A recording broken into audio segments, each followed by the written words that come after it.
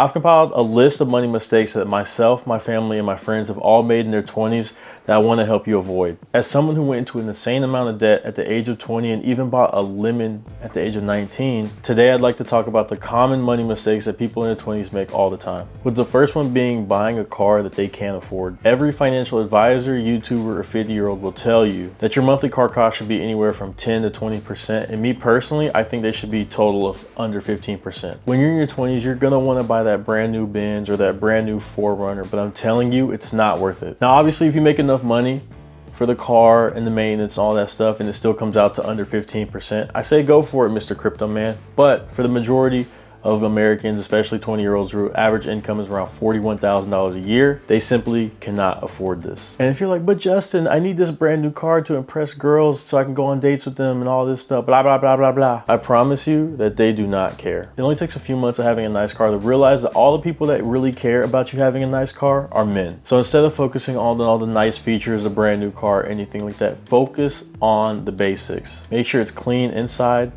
make sure it's clean outside, make sure it has AC and heat. Make sure that it smells good, that it has Bluetooth and aux capabilities, and that she has a charger for her phone. I promise you that's all you need to make a girl happy in your car. The next mistake I constantly see is the amount people are paying for their housing. Whether it's your rent or it's mortgage, according to experts, your housing cost should not be more than 28 to 33% of your total income. But me personally, I think it should be more around 25% if you want to have more wiggle room and a large safety net when you're starting out. When you're younger, you're not going to be able to afford that 2-bedroom, 2-bath, high-rise luxury apartment that's overlooking Brooklyn Bridge. You're probably looking at more of like a 1-bedroom or a studio on the first floor of the building. And that should be fine. As great as it was for people in their 20s back in the 60s to be able to purchase a home as soon as they finished college or as soon as they got out the military, that's just not the reality we live in today. And I get that you want to have a nice place. Listen, everybody wants to have a nice place, but when you're younger, you should focus more on being outside of your home than you are in it. Another common one I see is not having an emergency fund.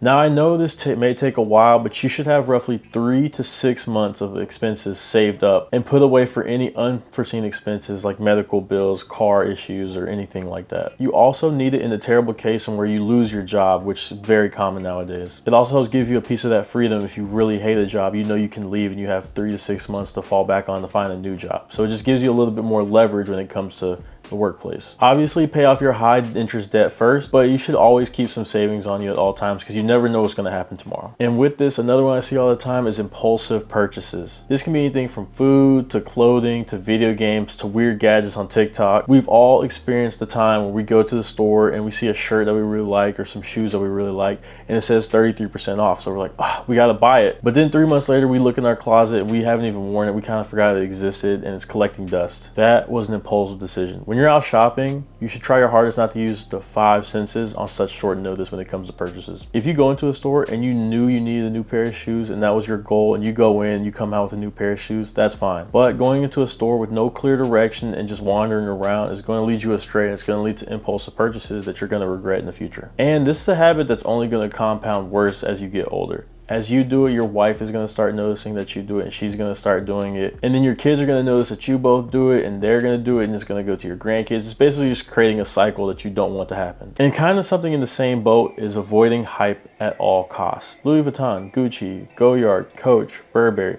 The list is endless of these luxury brands who drive insane margins on their goods. You really just want to avoid all these brands in general. I get that they're flashy and people get jealous and they look great on the Instagram, but they really just aren't worth the price tag, especially if you make under 6 figures a year. For all of my fellas, I promise you, if you just learn how to thrift and show up at lower cost places like H&M and Abercrombie, I mean, even Target has some great items now. If you can just stick to these trusted brands and then go on Pinterest and learn how to actually dress properly, you'll always look better in those outfits than a man wearing that ugly Burberry shirt. And with that also comes spending to impress. This is especially noticeable in the nightclub and bar scene. I will never, ever, ever understand men's infatuations with buying bottles and sections at the club and thinking it'll work. I promise you that extra 1 foot tall step and that sticky ass couch is not going to get girls to come and talk to you. And if it does, they're either IG clout chasers or they're gold diggers, and those are 2 different types of women that you want to stay away from. So fellas, if you really want to impress her at the bar,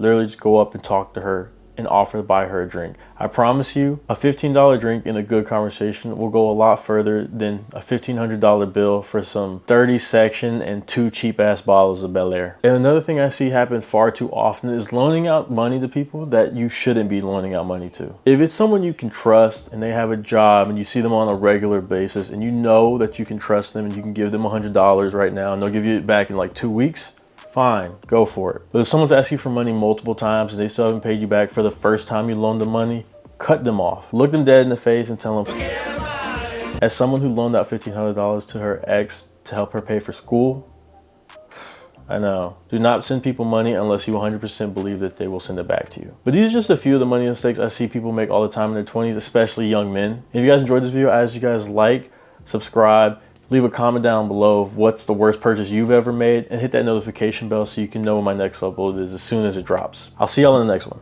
Peace.